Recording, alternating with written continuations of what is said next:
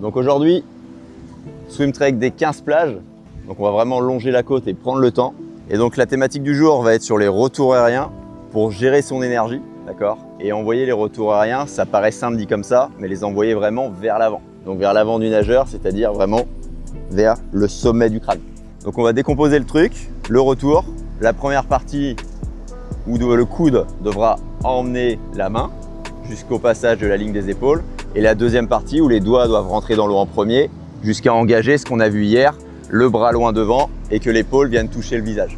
Donc ensuite, comme je disais, l'idée du retour aérien, du début, après avoir touché la paume de main à la cuisse, d'avoir le bras au niveau du corps, on commencera par là, d'accord? De plage en plage, je vous redonnerai les exercices, enfin l'exercice qu'on fait, un seul focus à la fois. Ça va être de chercher à sortir, là j'ai pas de poche, mais si vous avez une poche, vous mettrez la main dans la poche et on essaie de sortir la main de la poche et mécaniquement, ça va faire que c'est le coude qui va emmener votre main sur la première moitié du retour. Et si c'est le coude qui emmène votre main, c'est une bonne chose pour sentir ce qu'est vraiment l'avant du nageur, vers quoi vous devez l'emmener.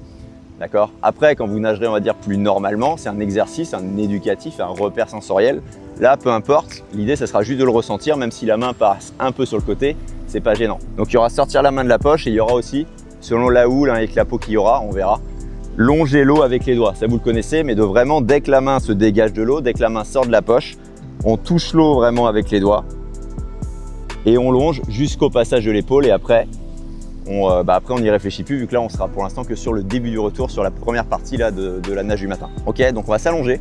Bah tiens, allonge-toi JC. Allonge-toi sur le ventre. Tu vas mettre, on va se concentrer sur un bras. Tu mets une main à la cuisse, bras au corps, comme j'ai montré, voilà. Et cherche du coup à longer le sol et à sortir vraiment la main de la poche. Vas-y, remets-toi, même pas besoin d'aller jusque devant.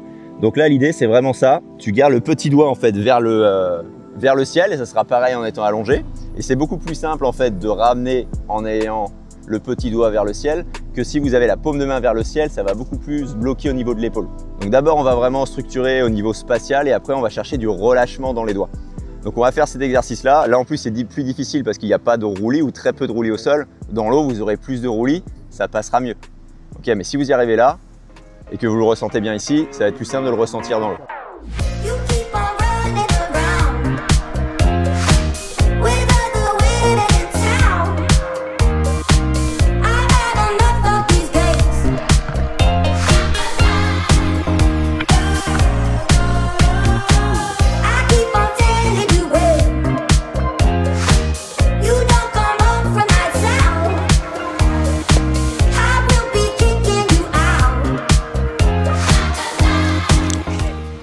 Du coup, niveau natation, cet après-midi, on va encore faire un swim trek de plusieurs plages, encore 2,6 km.